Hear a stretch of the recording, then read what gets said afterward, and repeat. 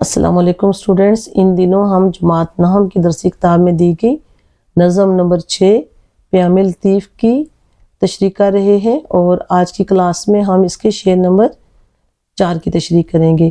اور جیسا کہ اس کے تعارف میں پہلے شعر کی تشریح سے پہلے اس کے تعارف میں نے بتایا تھا کہ یہ ایک سندھی کلام ہے جو شاہ عبداللطیف بٹائی کے مجموعہ کلام شاہ جو رسالوں سے لیا گیا ہے، اور اس کو اردو میں ترجمہ کیا ہے شیخ ایاز نے۔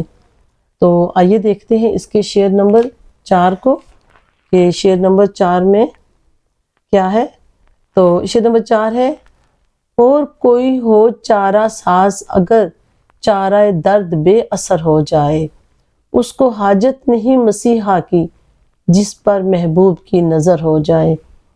تو بڑا خوبصورت شعر ہے، اور اس کے تھوڑے سے جب آپ معنی کو سمجھیں گے تو اس کی تشریح بہت آسان ہو جائے گی آپ کے لیے۔ تو پہلے شعر کے اندر ہی دیکھ لیا کریں، یعنی اور کوئی ہو چارہ ساز اگر چارہ درد بے اثر ہو جائے، یعنی چارہ ساز ہو بھی اور وہ آپ کا اس کا جو علاج ہے آپ کے لیے بے اثر ہو جائے، تو ایسے میں اس پہ اگر اللہ کا کرم ہو جائے تو پھر اس کو چارہ ساز کی ضرورت بھی نہیں رہتی۔ بہرحال ہم اس کی لغت کی طرف آتے ہیں تاکہ آپ کو الفاظ کے معنی سے بہتر تشریح سمجھ آ جائے۔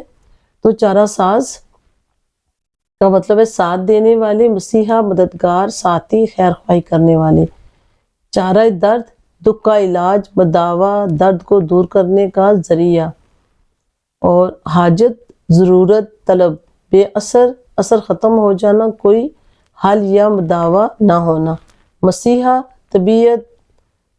طبیب، علاج کرنے والا، مددگار۔ محبوب، محبت کرنے والا، نظر ہونا، توجہ ہونا، دیکھنا، کرم ہونا۔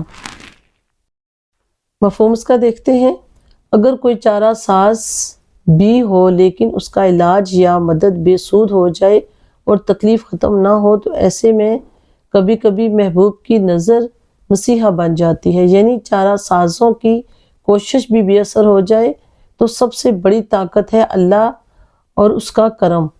اگر اللہ کا کرم ہو جائے تو پھر آپ کو کسی چارہ ساز کی ضرورت نہیں رہتی، وہ ختم ہو جاتی ہے۔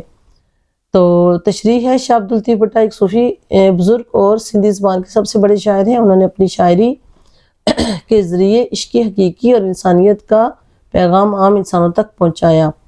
یہ جو جس کی تشریح ہم کر رہے ہیں، یہ سندھی کلام تھا جس کی اردو ترجمہ شیخ ایاز نے کیا ہے۔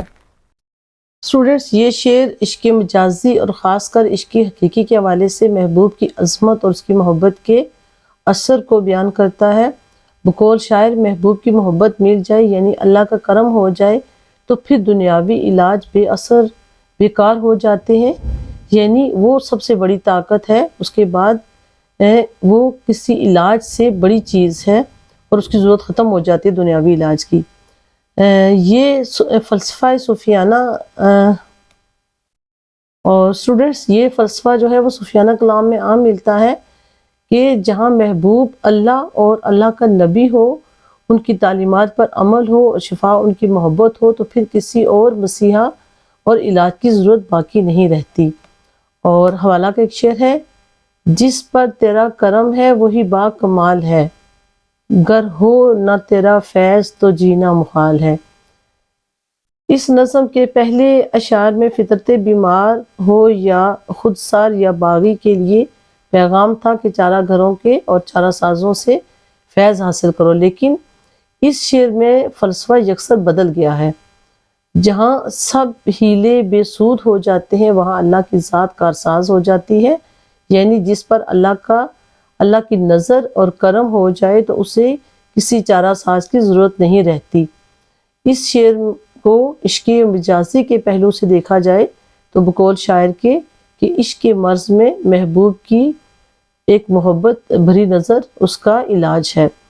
تو اسٹوڈنٹس، آپ نے دیکھا ہے کہ پہلے تینوں شعروں میں شاعر نے بڑے تسلسل سے پہلے کہا ہے کہ آپ چارہ گھروں کا شکار ہو گئے ہیں، پھر کہا کہ چارہ گھروں کی محفل میں بیٹھا کرو، تو پہلے سے دوسرے معنی میں چارہ گھر کا مطلب الگ تھا، پھر کہا کہ ان سے فیض ملتا ہے، لیکن آخر میں ان تمام چیزوں سے بالاتر ہو کر جو ذات ہے وہ اللہ تعالیٰ کی، یعنی جس پر اللہ کا فضل ہو جائے، اللہ تعالیٰ جس کو سیدھے راستے پر لانا چاہے تو پھر وہ اللہ کی ہدایت جس پر، اللہ کی نظر جس پر ہو جائے، اسے کسی اور چیز کی ضرورت نہیں رہتی۔